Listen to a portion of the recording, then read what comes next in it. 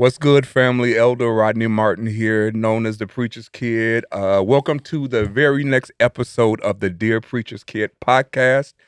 I am so excited and honored to have today's guest with us. We go back, oh, wow, a good 25 years at least, Yes. I want to say it is. I mean, this phenomenal brother, producer, songwriter, musician, businessman, entrepreneur, just done it all, just an influential voice in music, period. Thank But you. I think, when it comes to the kingdom, he's been a significant kingdom voice as it relates to creatives in music and arts. And I'm so honored to have Michael Weatherspoon with us here at the Dear Preacher's Kid podcast.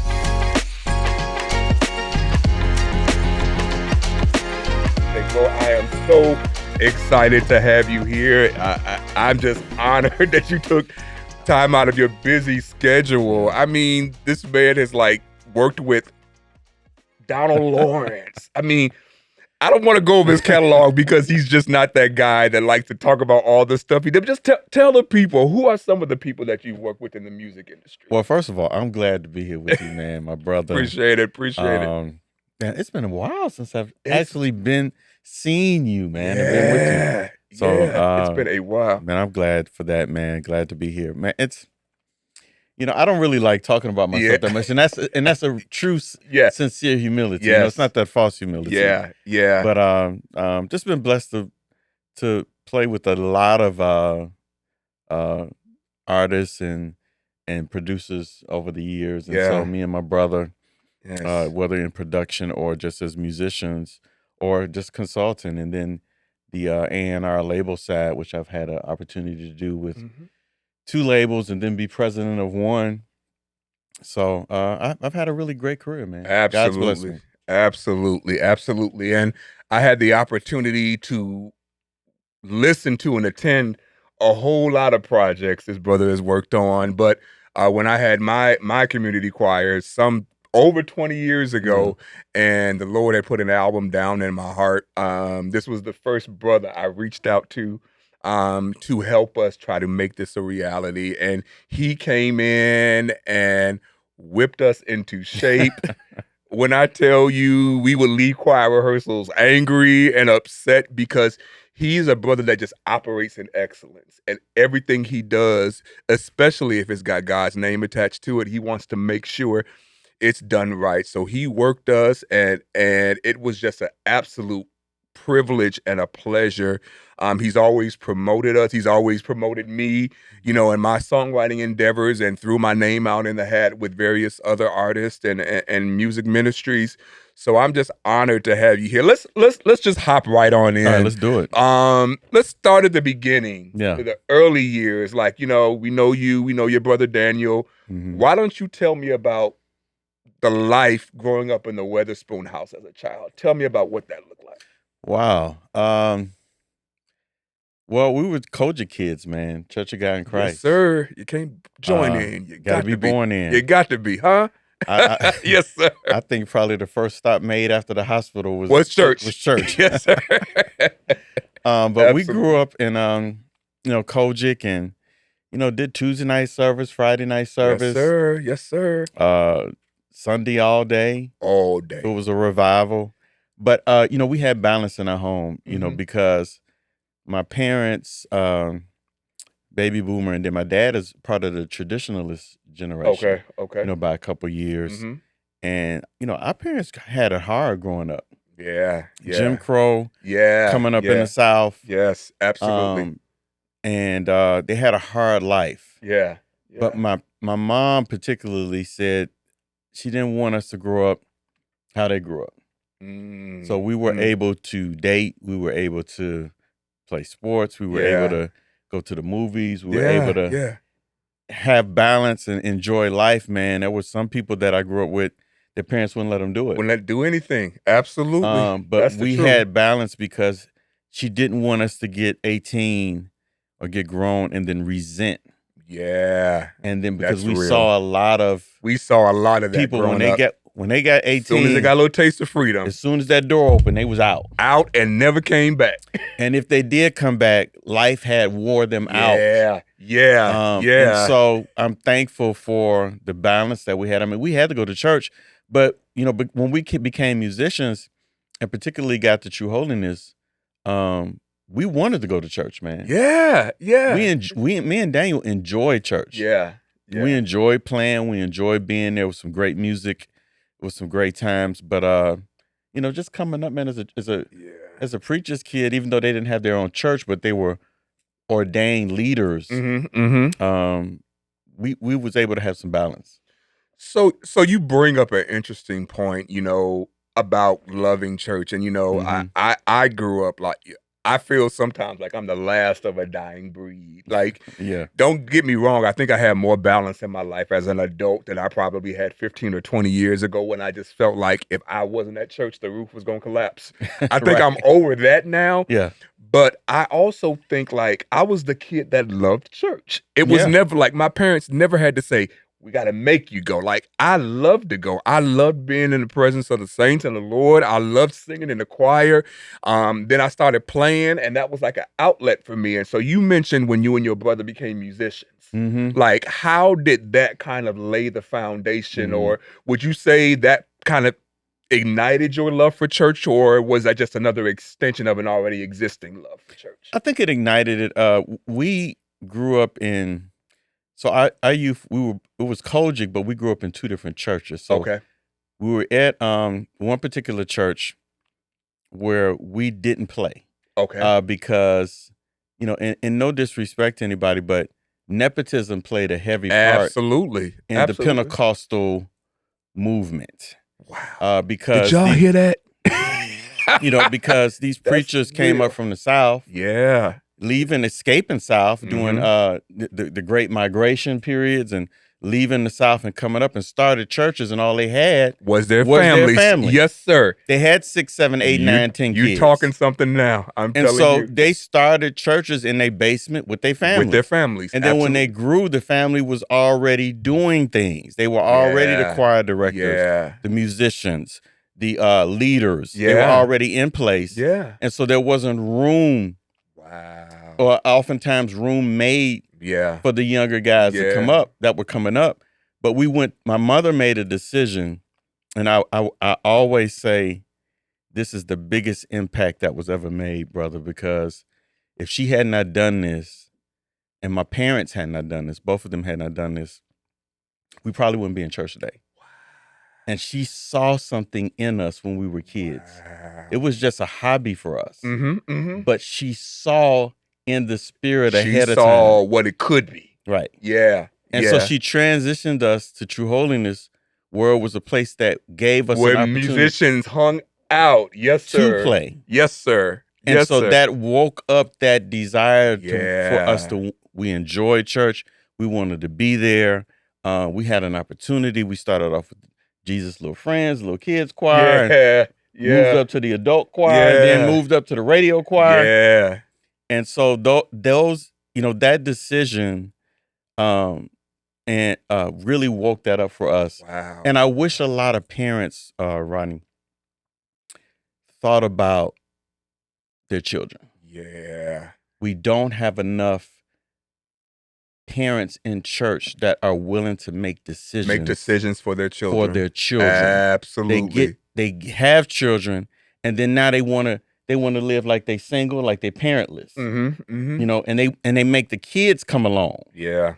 But once you bring a child into the earth, you got to think about, you have to sacrifice what you want. Yes. Think about them. Yes. Because listen, that was unpopular back then. Families did not split up. Yeah. You didn't. You went where the parents went. You went where the parent. Yeah. But she had to split us up because she saw. Because she knew where your gift would be cultivated. We just wanted to play. Powerful. But she saw where we were going to be. That is powerful. And I it's interesting that you said that, because growing up as a PK, I think I grew up on the other end of that dynamic. Okay. So if you look at my father's church, we'll say the early 90s. early to mid 90s. So I'm talking about 92, 93, 94. As his kids, we basically held a lot of positions in the church. I remember one time very vividly. It was Youth Sunday, and I was trying to piddle around on the organ. I was sitting on the organ, Nate was sitting on the drums, and Wendell was directing the choir. And I literally sat there and said, we are doing everything in this church. And I think, you say when parents need to provide avenues for their children, I think for us, I think, at least for me, because I was a musical person, and I was in a band. Like a lot of people don't know, I spent the first 4th through 8th grade. I was in the classical band, so we were playing Beethoven and Mozart. I was as well. All of that. I played the xylophone and the drums and tinkled around, but we had exposure to a different kind of music, and I think my dad saw that musical gift in me. But that is true. A lot of times, pastors use their children to build the church. And so, Nate's on the drums, I'm on the organ, Wendell's directing the choir, so you got 3 brothers. And I didn't really realize until I left, until God called me away, I didn't really understand how much gifting we had in those pews for people that were never really able to occupy and move in their gifts because I was holding up space. Yeah. And unfortunately, man, a lot of the parents, see, this is a whole other different dynamic. Yeah. Because the family dynamic during the time when our parents and grandparents grew up in the South was so different. Yeah. They weren't nurtured. They weren't loved. They weren't shown empathy. And it definitely wasn't a lot of communication. It wasn't a lot of communication. You do what I say, and your opinion don't matter. Right. They grew up hard. Yeah. And life was difficult. And so for them, when it came to them raising kids, a lot of times our parents and grandparents, unfortunately, raised them how they were raised. Did what was done to them. Right. And if they didn't make a conscious decision to change, a lot of children in our situation resented. They resented. I can think of probably 5 off the top of my head now who to this day don't want anything to do with church, just because it was always this: I got to choose. I got to choose them. I got to choose church or my parents. I got to choose church or life. I got to choose church or functioning in society as a human being. Like, it was always, for those people, they felt like if they weren't in the position to put church in the space where it trumped everything, then church really didn't have value to them, because that's how church was presented to them. It wasn't presented as this is something that may be the top priority, but this is something you integrate into your life. Right. It was like, this has to be your life or you're not doing it right. Right. And so how then, you were talking about your mom and how she had the foresight to kind of give you guys the freedom to be exposed to a different element. So when you guys, because you both you and your brother have had the opportunity to work with some secular artists too. Right. How was that upbringing crucial when you were in those secular environments that were different than your home or your church? Like, how much influence did your mother's foresight have into you knowing what you were supposed to do when you were in those environments outside of church? Yeah, that's a great question. So I did my first record, I was 14. Wow. I did my first tour, I was 15. So all through high school, I was getting out of school on Fridays, going to the airport, or going to get on a tour bus, or going to a rehearsal, doing a session with secular and gospel artists. My mom and dad made sure that they had a conversation with the adults in the room, or the adults that was going to be looking over us. Yes. And made sure, hey, take care of my boys. Yes. Take care of Michael. Take care of Daniel.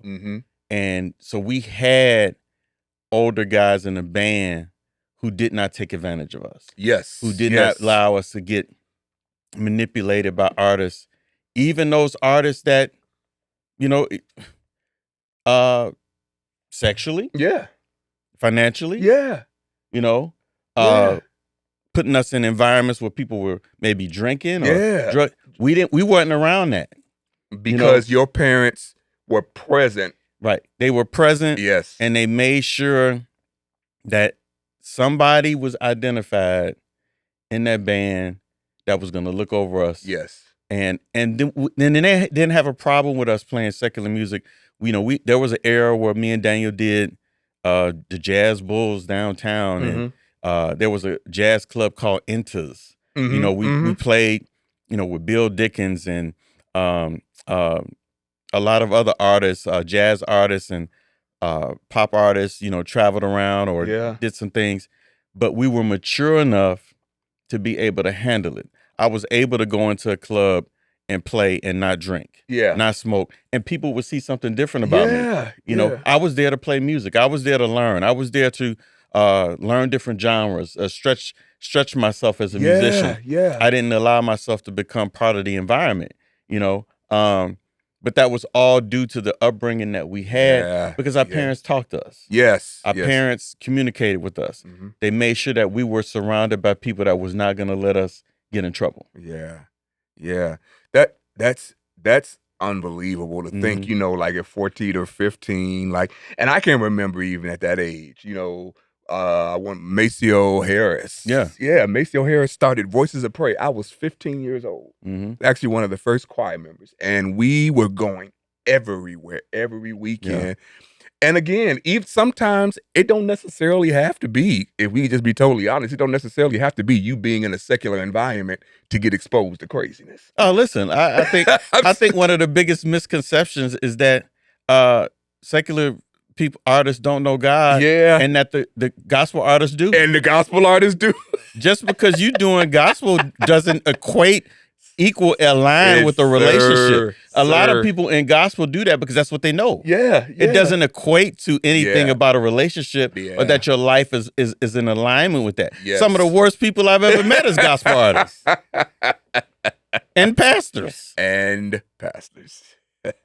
Man, that's unbelievable. But, even with that, I think about, and I think a couple episodes ago when my brother Wendell was on, and we were talking about that, there were certain people in the community that knew who my parents were, who knew who our parents were.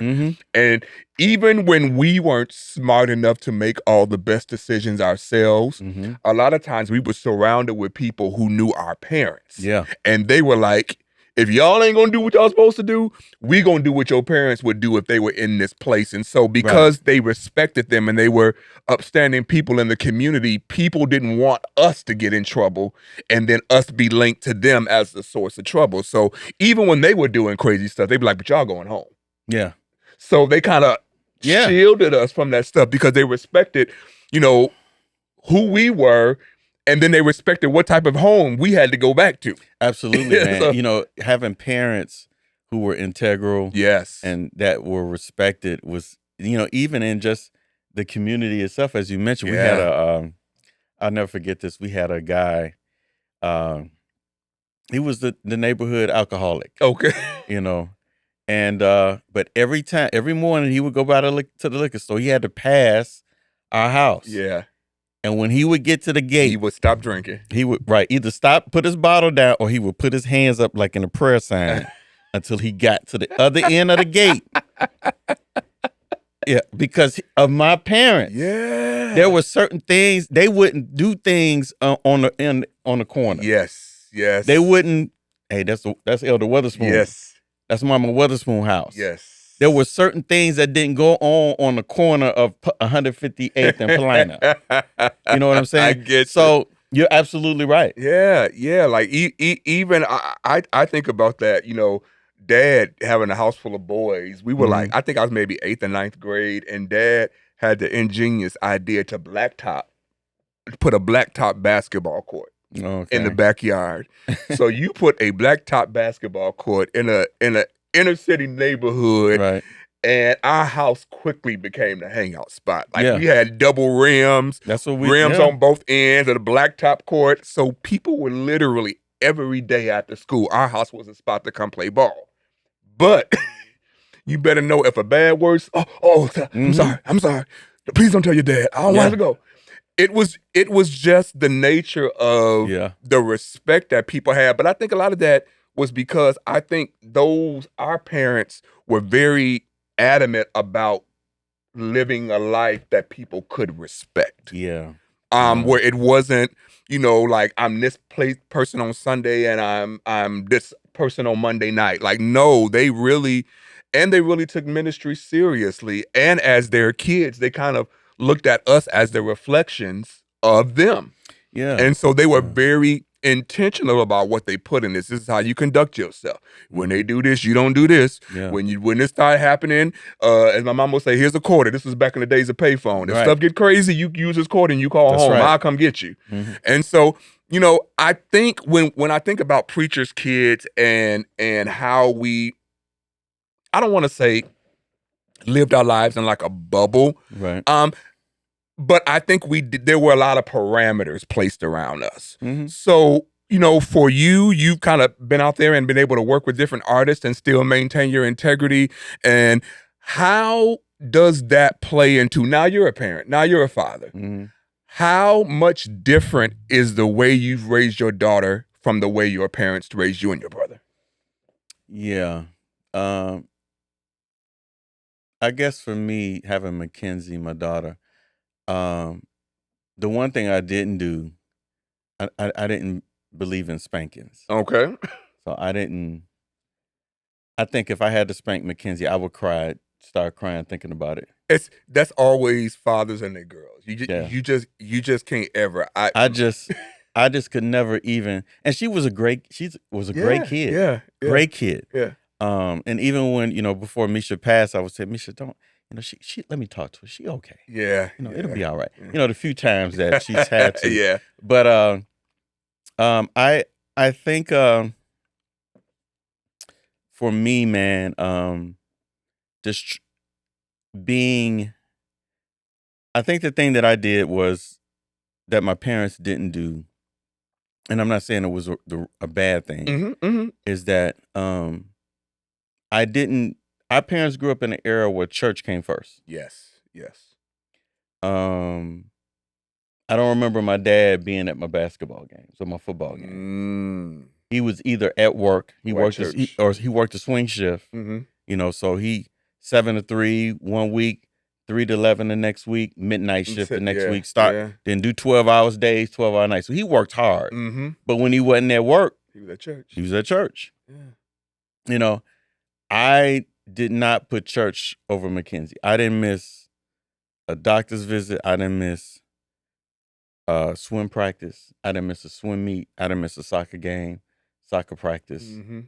I didn't miss PTA meetings. I went to the school to read.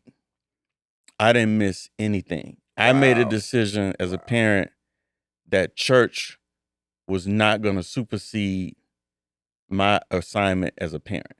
Wow. The choir can wait. The praise team can wait. The senior pastor can wait. Yes, sir. First lady can wait. Yes, sir. Because here's the thing. You can give your kids all the money you want. They're always going to remember if you were there. If you were there. Absolutely. The money is not going to make a difference. Kids need time. Absolutely. They need time. And so I made sure that there was never a point where Mackenzie was going to look up and not see me in the audience. Absolutely. So that's the one thing, and my mom was always, was there as much as she could. But in that era, man, church was number one. Church was it, and I get that. Like, wow, And I will say this, there were a lot of us. There are 5 of us, so it's, you don't always get the best. I think one of the hardest things to do, actually, is to juggle a church and a family. Oh, absolutely. Like, those are like 2 major responsibilities because in their own right, they're jobs. But being a pastor is a job. And being the head of the household and raising your family is a job. But if you have a pastor who is the head of the family, it's like you have doubled the responsibility because you're responsible in essence for like leading the house of God as well as your house. Well, it's two reasons. I'm glad you brought that up, because that generation of church had two issues where they messed up. Number one, the church, the body, was not set up structurally correct, because there should have been more under shepherds in place to help. Okay. So when we grew up, the load was on the leader, and they wanted it on themselves. That was the way it was set up. Yeah. But it should have been set up where ministers and elders were placed as under shepherds and pastors over departments. Yeah. To where they could help take the load off. Yeah. But then it wasn't set up that way. So their only dream and vision was starting their own church, which is why we had all these storefronts. Yeah. Yeah. Because you can only be over the youth ministry for so long. You're gonna age out. You age out. Then you go to YPWW. You got to move on from that. And then you the Sunday school superintendent. Yeah. Then after that, all right, now you waiting to preach. Well, you're not gonna get an opportunity to preach. Yeah.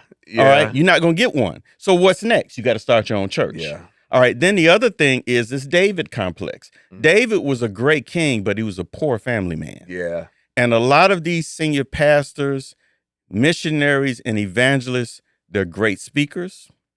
They're great orators. They know the Bible, but they're terrible at parenting. Yes. They're terrible spouses. Yes. They know how to preach. They know how to preach. They know how to lay hands. Yes. They know how to pray. But they're terrible family men. David was a terrible family man. That's how Absalom rose up. Yes, absolutely. Absalom rose up because David never addressed the rape that took place in his house. Wow. Because the Bible says in 2 Samuel that he waited 2 years before he addressed David. He was waiting while David was at the temple. While David was making instruments, while David was writing songs, while David was in worship, an issue was in his house. An issue was in his house that he never addressed. Never dealt with. Yes, sir. And Absalom rose up against from the unaddressed issue in that house. And that's what has taken place in this Black Pentecostal movement. We have great preachers, but they have been terrible being parents. Does that make sense? It makes plenty of sense. And now that I'm sitting here, my wheels are kind of turning. Like, and I'll be honest. I think I fell into that trap a little bit early on before initially when I got married. I think I wasn't the best at balancing our family and church. Like, because again, you when you grow up at that narrative that church takes precedence over everything, that nothing is more important than church, that you drop everything to do church. I think if that's not framed properly, church could become an idol. Oh, it has? Yeah, it is. Yeah. It could absolutely become an idol, because you'll be surprised how many people forego God to get to church. Church has become an idol. Yeah. And so we have to be real careful, I think, even as preachers, that with our families, we don't make church the idol, the competition. Yeah. That it's integrated into what we do, but it's never the competition. Right. It's God, family, then church. Yes. It's God, family, then church work. Yes. And there was, for many years and decades, it was out of order. In a lot of instances, people misconstrued and blurred the lines because they considered church work was actually at the top of the list, that there was a connection to God. The more church work you did, that validated your relationship with God, when it has nothing to do with that. Your relationship with God, and then family, and then your church work. Yeah. But what happened is we put church work over family, and our families in the body were dysfunctional. Yeah. So would you say or if there is one thing, when you kind of look over the totality of your childhood, if you say there's one thing you would have changed, what would you say that was? And I'll tell you why I'm from asking my the question. end, Yeah, or just just in general. Growing up, like if there was one thing that you could have done differently as a PK, or you wish but it potentially been differently in your house, what would you say that was? Well, my parents were great, but a lot of things you can't see until you get older and have perspective. Especially when you become a parent. Yeah, and then you have perspective about, and you can become educated and you do some study. Yeah. And I mentioned earlier just about growing up in the South, they had it hard, man. That generation had it hard. Some of the stories they would tell me of things that they experienced. Heavy racism. Well, because my parents were Mississippi and Arkansas. Yeah. So my dad grew up in the Delta in Mississippi, and my mom grew up just a little bit west of the Delta in Macomb and Osaka, Mississippi. Wow. But they had it hard, man, and their parents wasn't necessarily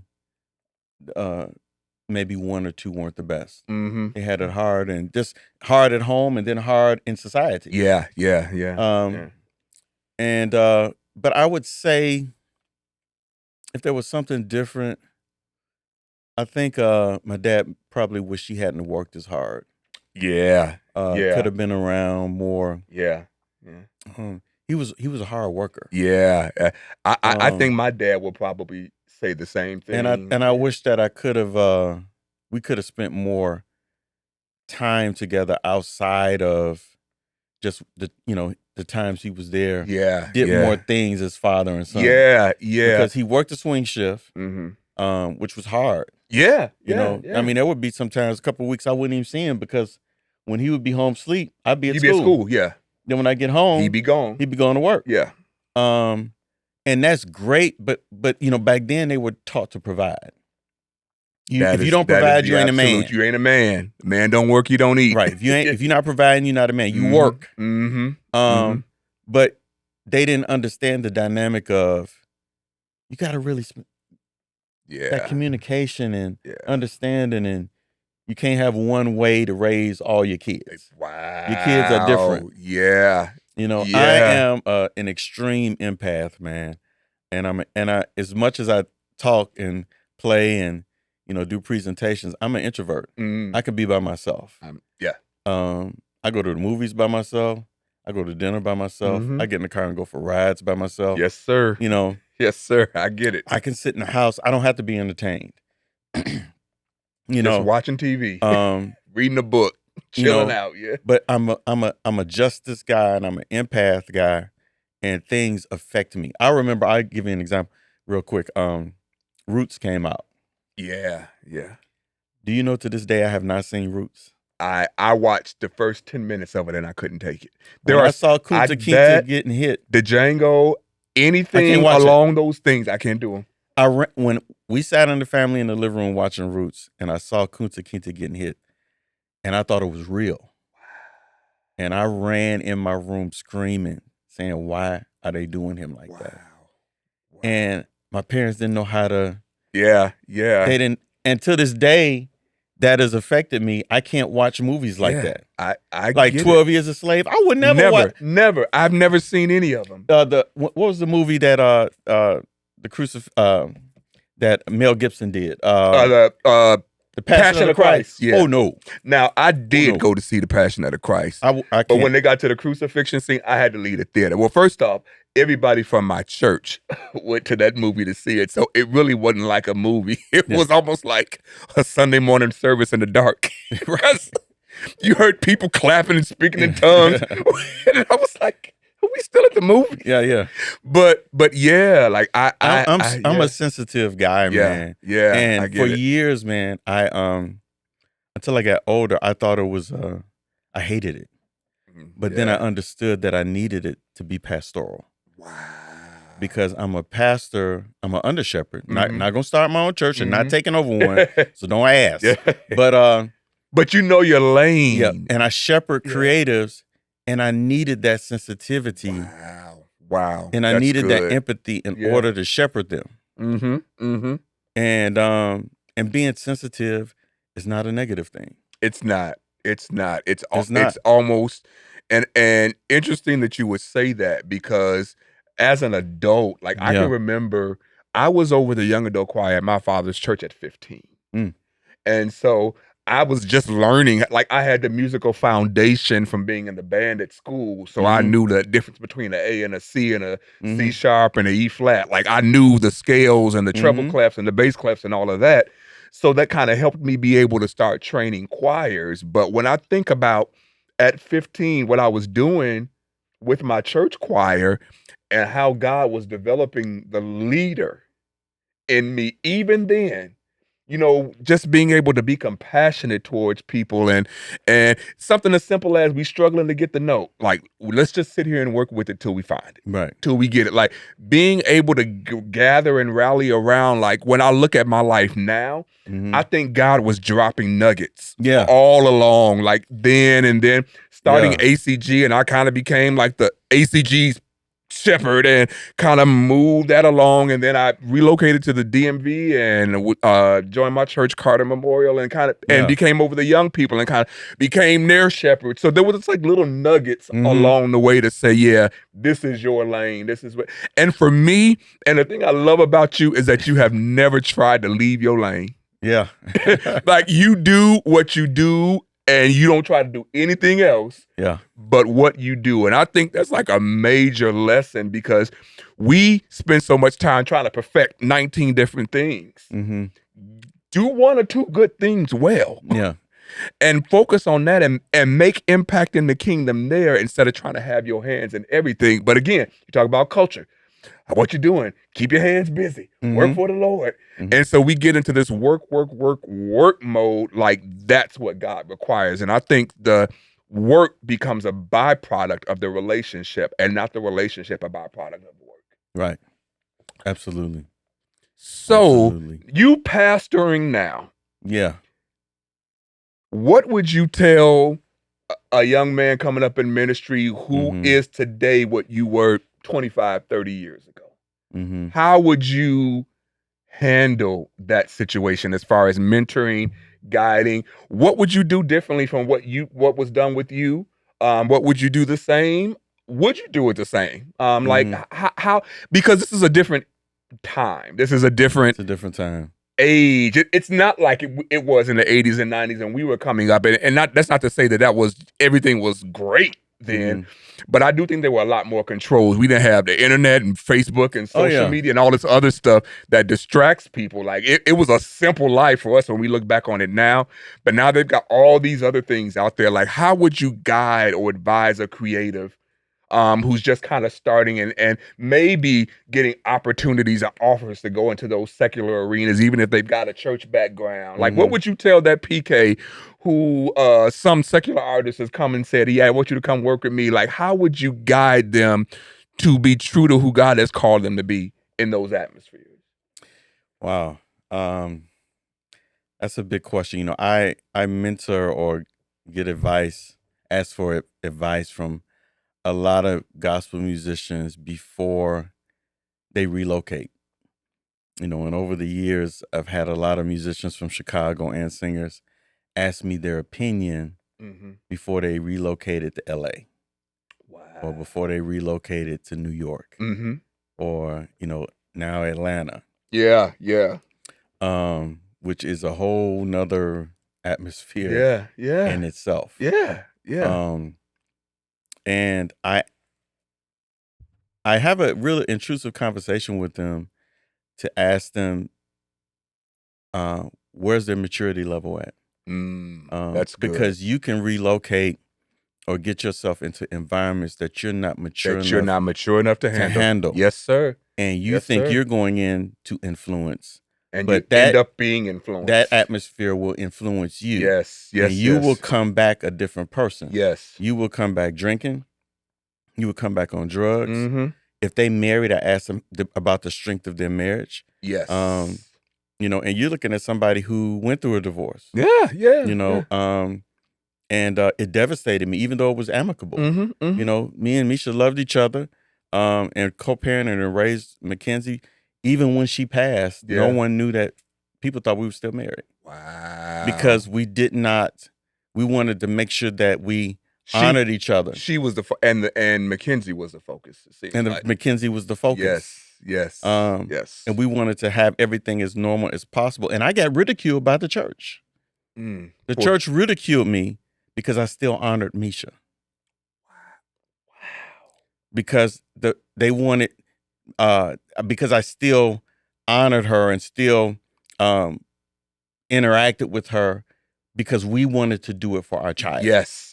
Because we didn't have those examples coming up when we were kids. So I guess what was? I know. Help me understand. I know I've shifted because you didn't. That's not the question. No, I'm trying to. I was getting because speaking as someone who's been through a divorce and co-parented myself, like I get exactly what you're saying, and for me, it's always been that's great that you two were able, to put your differences aside and develop an amicable relationship so that you could raise your daughter. So in my mind, I'm like, what could be wrong with that? Like, I don't get the ridicule. Because that is not how the church taught it. You know, first of all, when we were coming up, if you divorced, you were a leper. You were a leper. You had to lead the church. Unless you was the pastor's son or daughter, and you had some covering because you were so high up in the echelon, you couldn't be touched. But if you were a normal member, you were a leper. You had to leave. Wow. All right. And then there was no marriage counseling back then, as you remember, because it was just pray about it, deal with it, hang in there. There was no counseling on how to raise your kids, how to save your money, how to invest. Walk together unless they agree. What God has put together, let no man put asunder. Right. After you got saved, you just jumped and shouted. Yeah. You know, and so it wasn't any of that to help build and fortify. But, you know, it was just that ideology, that dogma that was entrenched in the charismatic Pentecostal church that was hard for people to break free from. And but I would say, back to your question, if I could do anything, share anything with them, I would probably say make sure that you're mature enough. Wow. And then make sure, if you're called to lead creatives, well, let me rephrase that. If you want to lead creatives, make sure that you have been called to do that and you have the necessary traits to do it. That was going to actually be my next question. This ain't even on my notes here, but we're just going to go ahead and go there. Let's do it. How does pastoring creatives look different than pastoring just your normal 150, 200 member church, where you may not have a creative team? You might have somebody that does graphics every now and then, but how does you pastoring a group of people specifically designed to creators? Because I work with creators in my job, even though I work for a bank. I have one of the marketing people reports to me, and she's highly creative. And so I know when I'm managing her, the way I have to approach her is completely different than the way I have to deal with the other people I manage. So what does that difference with managing creatives look like from just managing or pastoring the regular church member? Well, the first thing you have to understand is creatives is the only conglomerate of occupations where our success is dependent upon an opinion. Whoa. All right. That's good. Our work is based on how the public perceives it. So you can think you're a great singer, but if the public doesn't think it, you're not. You can think you're the best keyboard player in the world, but if the public doesn't think you're great, you're not. Wow. And so creatives, so that's the first thing. And where does this come from? Because spiritually, Rodney, we were born into rejection. Creatives are a highly rejected conglomerate of personnel and positions. Because Leah, I'm not going to turn this into a Bible study, but she said, surely if I give my husband a third son, this will cause him to attach or to draw himself to me. Yes, and I'm going to name him Levi. Yeah. And when she had him, it didn't happen. She was rejected. Creatives were born into rejection. And so we are naturally rejected because what we do is based on an opinion. Wow. And so you have to handle creatives looking at that perspective, but you have to build them up. Yeah, I was just about to say, because that seems like that could weigh on your self-esteem when the failure or success measure of what you do is all lies in the opinion of what somebody else thinks about. Right. We have to build them up. Yeah. And then in addition, I look at it like this. Creatives are under the platform or under the foundation, holding it up. Okay. We hold up a church. We hold up the pastor. All right. So when we're holding it up by singing, by doing the video, by doing the social media, by doing the sound, by doing dancing, all right, we have no protection. We can't defend ourselves. Because we're so busy lifting up the church. We're so busy keeping the ministry lifted because we got to sing. We got to dance. We got to play. We got to do the cameras. We got to do the LED wall. We got to do the smoke machines. We got to do everything else. And everything has to keep moving. Right. As if it's seamless or effortless, when the reality is it's a whole lot of effort that goes behind it. And while we're doing that, we're getting attacked. Wow. And so if you don't have a shepherd around you that understands that, that can help cover the creative. The third thing is creatives work unconventional hours. So a lot of musicians' work don't start till it get dark. Yeah. You know, it's not a 9 to 5. It's still a career and a profession. A lot of singers are in the studio. A lot of graphic artists are up working at night, 11, 12 o'clock in the morning, you know, doing their flyers, doing their graphics, you know, and you can open yourself up to a lot of things, you know, at night. Inboxes, conversations, pornography, you know, your self-sabotage, your own personal vices. You need someone who can understand that and separate the gift from the person. Yeah, that's good. That's real good. Because see, when we grew up, the church did not know how to separate the gift from the person. So if you were penalized without restoration. Well, that's you know what? And so everybody just put on push me there, please. Everybody just put on their Sunday's best. Which bred self-righteousness. All right? Because everybody just came to church acting like everything was fine. But how much of that do you think is because we did? I always say this, and this is even in my own conversations with my daughter. My daughter, you know, shout out Bree. My daughter will be 30 years old next week. And as I'm sitting here thinking about the totality. Are you that old? Yeah, man. Seriously. Mackenzie just turned 19. Man. Well, you know, I didn't get married till I was 30. And I didn't have Mackenzie till I was 35. I was 18 when Bree was born. Oh, okay. So I'm 48 now, and I'll be 49 this year, pushing 50. I was about to say, man, I was like, wait a minute. 30? But my daughter is legit one of my best friends. Like, as an adult, the conversations that we have conversations I would never dream of having with my father. Ever. Like, and I think a lot of that was because I wanted her to, because I always say, in order for people to be honest, honesty has to be bred in an environment. You have to create an environment where people feel comfortable being honest. And so I knew if I overreacted to everything she said that she told me, her truth wouldn't be safe with me. So what I had to learn how to do was to say, I'm going to create this environment where whatever you got to tell me, I'm going to be open to listening to whatever you got to tell me. Now, I'm going to set some parameters in that so that you don't think I'm just flying off the hat. Like, if it's something that's hard for me to hear, you got to give me a minute to respond. Like, let me take it in. I'm not going to yell.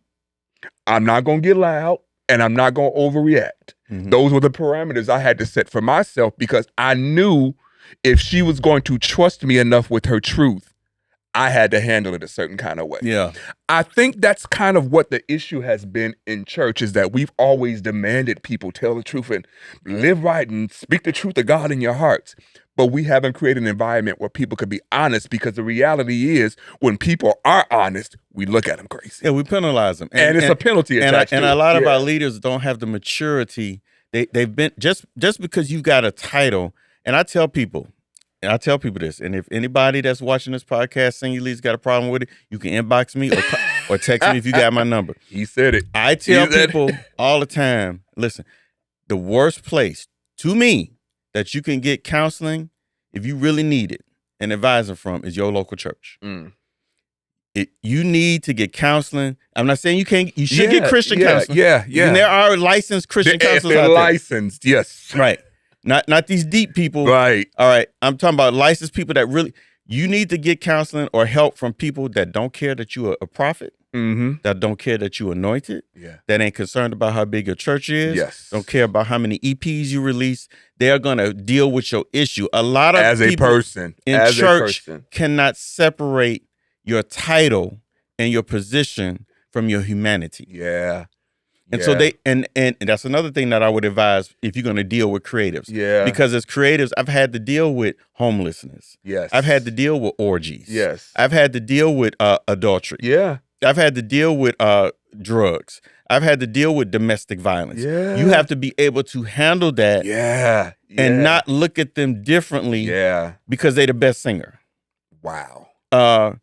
And be able to love them back into, even if you got to sit them down. Yeah. I've had to sit some people down and I say, you're going to sit right next to me on Sunday. Yeah. Yeah. I call you. I'm going to love you. We're good at penalty, but we are bad at restoration. I hug them. Yeah. I've had to deal with AIDS. I've had to deal with HIV. Wow. You know, what the pastor didn't know how to deal with it. Yeah. Yeah. You know? Yeah. And so you need that ability if you're going to deal with creatives. But creatives are dealing with a whole bunch of things. Yes, sir. That they have to hide. Yes. Because the church is going to kill them. Yeah. Yeah. Because there's no process of restoration, which now has bred condemnation and self-righteousness. Yeah. And this, you know, and Jesus didn't down the cross to keep us from going to hell, for the church to turn around and send us back. It's it's funny that we always quote. I think one of the first scriptures I ever learned in church was John 3:16. Yeah. For God so loved the world that he gave his only begotten son, that whosoever believe him should not perish but have everlasting life.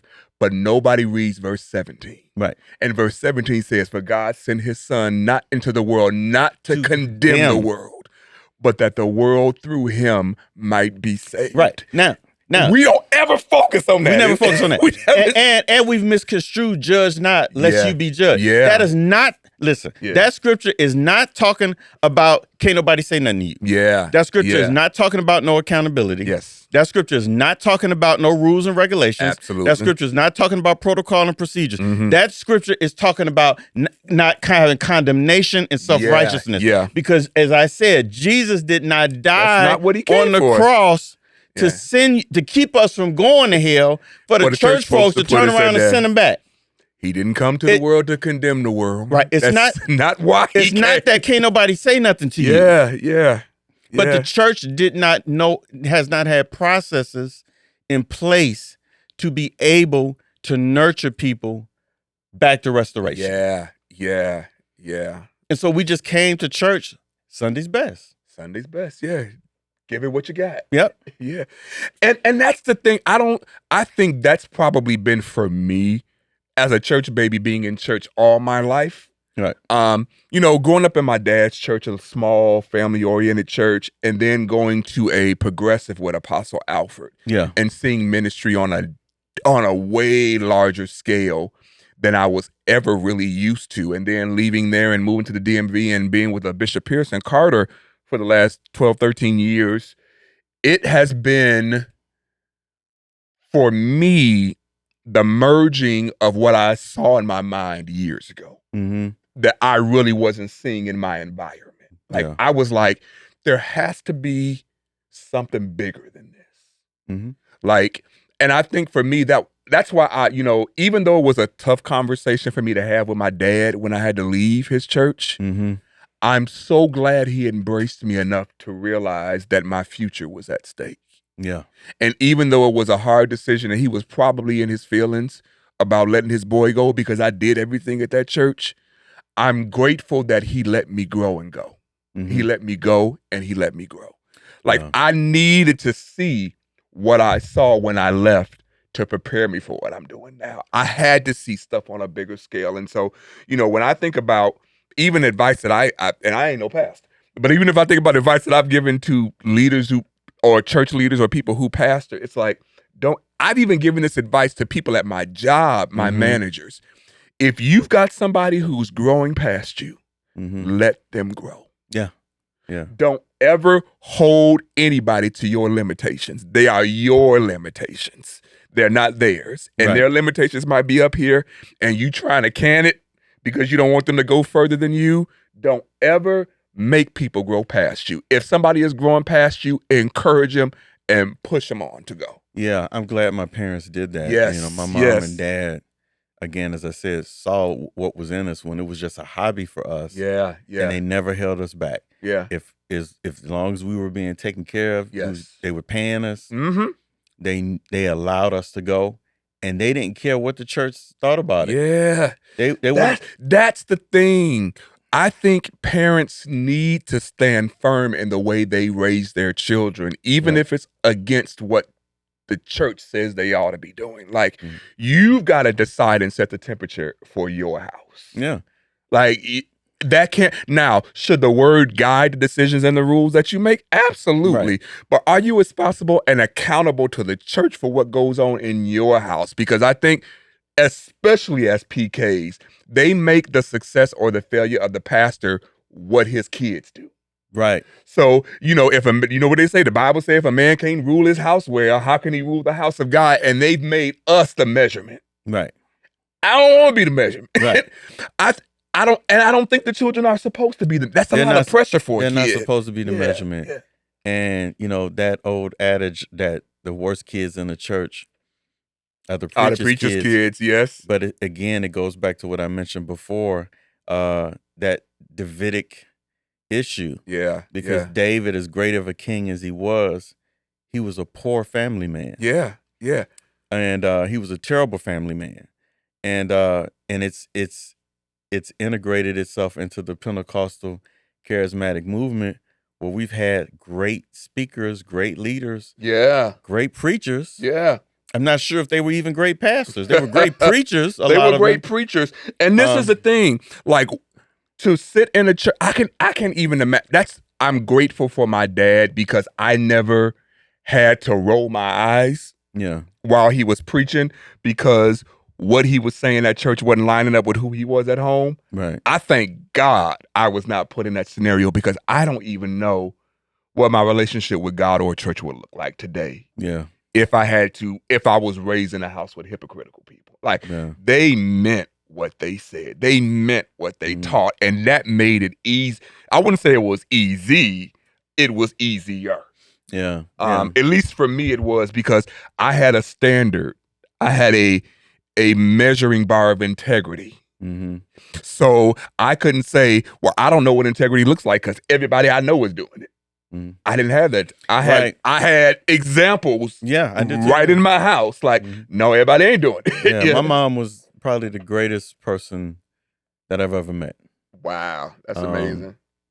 You know, not that my dad is a bad person.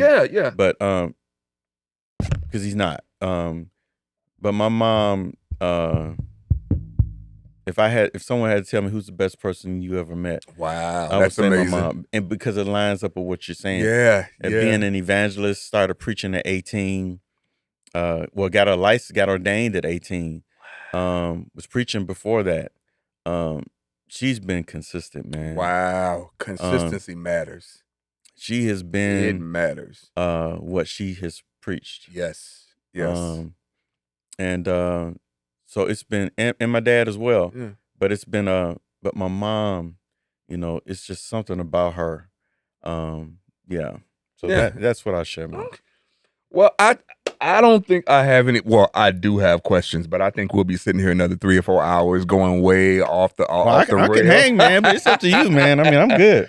Well, we ain't out of conversation, but I think we are out of time. We are definitely going to have to do a part 2 to this, because I think there's so much that we didn't even get to dive into. I think it's a way bigger conversation than life about preachers' kids. You know, I want to tap this brother's wisdom, you know, because there's somebody looking at this podcast. There's a pastor, there's a creative pastor, somebody watching this, and you don't know what to do. I would say, you know, whatever resources you have, if you don't have resources, I highly recommend this brother. He is integral. He believes in this thing and he lives this thing. And I'm so proud and honored and privileged to be associated with him. This has been a phenomenal episode here at the Dear Preacher's Kid podcast. Thank you so much for joining. We have more episodes coming up, so stay tuned and keep it locked here.